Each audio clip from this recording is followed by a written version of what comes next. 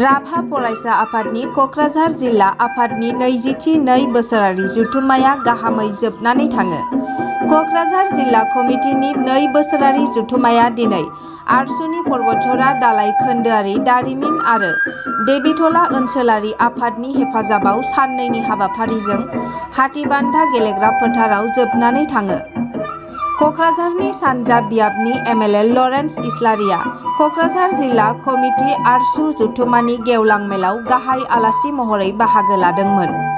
निखिल राभा फरायसा आफादनि मिरु आफादगिरि निरपेन कान्डा, 24 नं गौरीपुर बियाबनि एमएलए निजानुर रहमाना जर'खा आलासि महरै नुजाथिदोंमोन।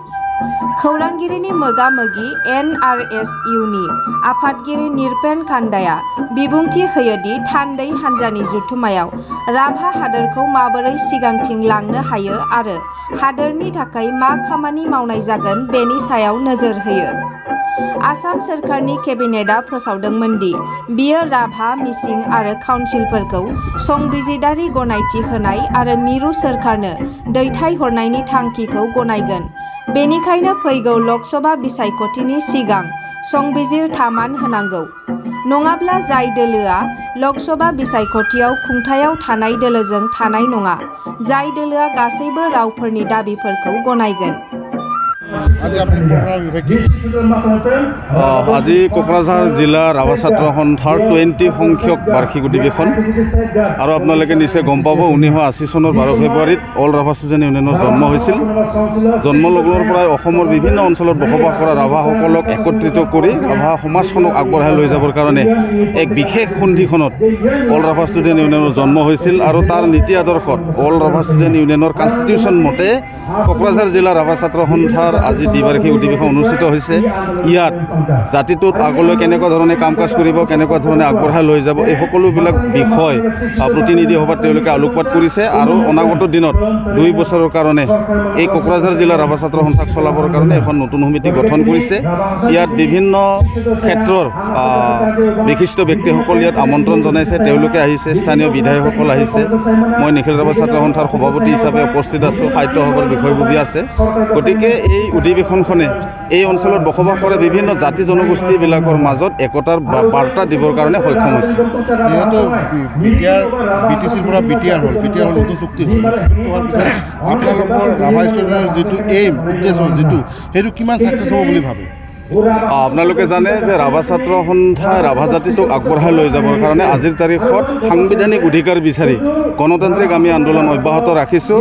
প্ৰথম দাবীটোৱে আছে আমাৰ ৰাভা হাছং এলেকাটোক ভাৰতীয় সংবিধানৰ 6ষ্ঠ অনুচ্ছেদ অন্তৰ্ভুক্ত কৰা, ৰাভা হাছঙৰ বাহিৰত বসবাস কৰা ৰাভাসকলক ৰাজনৈতিক আৰু শৈক্ষিক অৰ্থনৈতিকভাৱে আগবঢ়াই লৈ যাবৰ কাৰণে ৰাভা উন্নয়ন পৰিষদ গঠন কৰা আৰু নিউ এডুকেশ্যন পলিচি মতে 5ম শ্ৰেণীলৈকে ৰাভা মাধ্যমটো খোলা।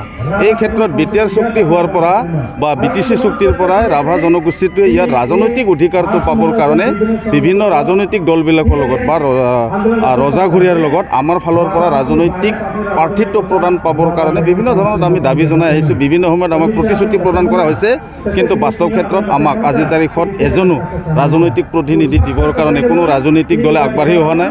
সেইকাৰণে এনেকুৱা ধৰণৰ সভা সমিতিৰ জৰিয়তে আমি আহ্বান জনাইছোঁ যে ৰাভাসকলো ইয়াৰ খিলঞ্জীয়া হয়, ৰাভাসকলো জনজাতীয় হয়। গতিকে ৰাভাসকলকো কোকৰাঝাৰৰ মজিয়াত ৰাভা জনগোষ্ঠীটোৰ সমস্যাসমূহ উপস্থাপন কৰিবৰ কাৰণে ৰাভা প্ৰাৰ্থী প্ৰদান কৰিবৰ কাৰণে ৰাজনৈতিক দলবিলাকক আমি দাবী জনাইছোঁ। যিহেতু সমাগত লোকসভা ইলেকশ্যনত আপোনালোকৰ ৰাভা ষ্টেচনৰ ভূমিকা কি হ'ব? লোকসভা নিৰ্বাচনৰ আগত আমি এটা ঘোষণা কৰিছোঁ যে ইতিমধ্যে অসম কেবিনেটে অসমৰ 3খন কাউন্সিল ৰাভা, মিচিং আৰু তিৱা এই কাউন্সিলখিনিক সাংবিধানিক ষ্টেটাছ দিবৰ কাৰণে দিল্লীলৈকে এক প্ৰস্তাৱ প্ৰেৰণ কৰাৰ সিদ্ধান্ত তেওঁলোকে গ্ৰহণ কৰিছে। এই সিদ্ধান্তটোক আমি MP নিৰ্বাচনৰ অধিসূচনা জাৰি কৰাৰ আগত ভাৰতবৰ্ষৰ গৃহ মন্ত্ৰালয়ৰ কাৰ্যালয়লৈকে প্ৰেৰণ কৰাৰ কথা আমি দাবী জনাইছোঁ। অন্যথা যিকোনো ৰাজনৈতিক দলৰ লগত ৰজাঘৰীয়াৰ লগত থকাৰ পৰিৱেশ আমাৰ নাথাকিব। আমাৰ ইছ্যুটো যি দলে নিব সেই দলৰ লগত আমি থাকিম। এই কথা ইতিমধ্যে আমাৰ জাতীয় সংগঠনবিলাকৰ মজিয়াত স্পষ্ট হৈ পৰিছে। আজি ৰাভা ষ্টুডিঅ'ৰ অধিৱেশন এই সম্পৰ্কে আপোনাৰ চিফ গেষ্ট কি ক'ব? কোকৰাঝাৰ জিলা নিখিল ৰাভা ছাত্ৰ সন্থা আৰু পৰ্বতজৰা মহকুমা আৰু আঞ্চলিক নিখিল ৰাভা ছাত্ৰ সন্থাৰ অধিৱেশন আছিলে। আজিৰ মুখ্য অতিথিটো আমাৰ বিটিআৰ চৰকাৰৰ চিফ সন্মানীয় প্ৰমোদ বড়ো ডাঙৰীয়া আছিল, কিন্তু তেখেতে বিশেষ চৰকাৰী কাৰ্যসূচী থকাৰ কাৰণে তেখেতে আহিব নোৱাৰিলে আৰু তেখেতৰ হৈ পেলাই মোক ইয়াত শুভেচ্ছা এটা দিবলৈ তেওঁ পঠাইছে। মই যিহেতু প্ৰথমে নিখিল বড়ো ছাত্ৰ সন্থাত আছিলোঁ, দীঘলীয়া সময় আমি এপছু আৰু আৰছু কিছুমান উমৈহতীয়া এজেণ্ডাত একেলগে কাম কৰিছোঁ। আমাৰ বন্ধু এটা ছাত্ৰ সংগঠন, গতিকে মই কণ্টেক্ট সময়ৰ কাৰণে হ'লেও তেওঁলোকৰ অধিৱেশনত মই ইয়াত উপস্থিত হৈছোঁ আৰু প্ৰমোদ বড়ো ডাঙৰীয়াৰ শুভেচ্ছা মই জ্ঞাপন কৰিছোঁ। বিশেষকৈ যিহেতু বিটিআৰ যি চৰকাৰ, এই চৰকাৰে শিক্ষাক অগ্ৰাধিকাৰ দি পেলাই কাম কৰি আছে আৰু যিসকল ছাত্ৰ সংগঠনে শিক্ষাক লৈ পেলাই কাম কৰে তেনেকুৱা ছাত্ৰ সংগঠনবিলাকক সহায় সহযোগিতা আগবঢ়াই আহিছে চৰকাৰৰ ফালৰ পৰা। বিশেষকৈ আমাৰ জনজাতিৰ ছাত্ৰ সংগঠনে এতিয়া নিজৰ জনগোষ্ঠীয় অঞ্চলবিলাকত শিক্ষাক লৈ পেলাই অধিক কাম কৰিব লগা হৈ আছে, কিয়নো বহুত আমি পিছপৰা আছিলোঁ। আমাৰ যিবিলাক জনজাতীয় অঞ্চল, এই অঞ্চলৰ স্কুলবিলাক মেক্সিমাম আমাৰ ভেঞ্চাৰ, গতিকে শিক্ষাৰ পৰিৱেশ ভাল নাছিল। তেনেকুৱা ক্ষেত্ৰত নিখিল বড়ো ছাত্ৰ সন্থা, নিখিল ৰাভা ছাত্ৰ সন্থা, এনেকুৱা জনজাতীয় ছাত্ৰ সংগঠনবিলাকে বহুত কষ্টৰে কাম কৰি থাকিব লগা হৈছে। এনেকুৱা ক্ষেত্ৰত চিফ মহোদয়ে সহায় কৰিছে, কৰি যাব, এই কথাটো মই তেখেতসকলক মই তেখেতৰ হৈ পেলাই আশ্বাস দিছোঁ। যিহেতু তেখেতে কৈছে যি ছাত্ৰ সংগঠনে শিক্ষাক লৈ পেলাই কাম কৰিব তেওঁলোকক চৰকাৰে সমৰ্থন কৰে।